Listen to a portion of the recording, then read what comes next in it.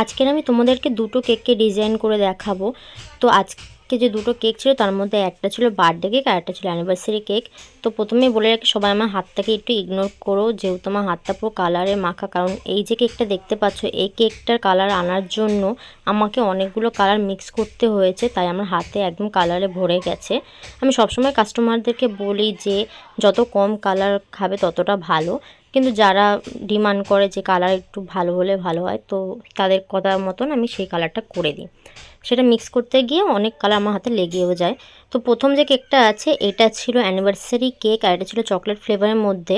Customer নিজের মতন করে কাস্টমাইজ করে নিয়েছে। প্রথমে সে বলছিল রেড কালার করতে, কিন্তু আমি তাকে বলেছিলাম রেড কালার করলে সেটা দেখতে ভালো লাগে কিন্তু খেতে ভালো লাগবে না, কালার অনেকটাই বেশি হয়ে যায় বলে। তো সে বলেছিল এই কালারটা করে দিতে, আর একটু হালকার মধ্যে আমি করে দিয়েছি। আর কাপল পিকচারটা দেখতে পাচ্ছ, এটা কতটা সুন্দর লাগছে দেখতে, খুবই কিউট একদম কাপল পিকচার। তোমরা যদি এরকম কাপল পিকচার দিয়ে কেক বানাতে চাও তাহলে আমাকে ইনবক্স করতে পারো। তো সব কিছু আমার করা হয়ে গেছে। তো এই তো ছিল আমার কেকটা ফাইনাল লুক। এই কেকটা তোমাদের কেমন লেগেছে আমাকে কমেন্ট করে জানিও। কাস্টমারের তো খুব ভালো লেগেছে, খুব ভালো রিভিউও দিয়েছে। তোমরা এরকম কেক অর্ডার করতে চাইলে ইনবক্স করতে পারো। আর সেকেন্ড যে কেকটা দেখতে পাচ্ছ, এটা ছিল একদম জিম লাভারের জন্য।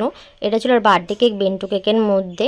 এই কাস্টমার নিজের থেকে আমাকে বলেছিল তার কেকের ভিডিও যেন আমি করি, আর সেটা শুনে আমার খুবই ভালো লেগেছে যে কারোর আমার ভিডিও তো পছন্দ হয় দেখতে, তো সেই হিসাবে আমি ভিডিওটাও করে দিয়েছি তার জন্য। আর খুব ভালো রিভিউও দিয়েছে। মাঝখানে আমি একটা জিমের স্টিকার বসিয়ে দিয়েছি, আর যেভাবে আমাকে নাম টাম লিখতে বলেছিল আমি সব লিখে দিয়েছি।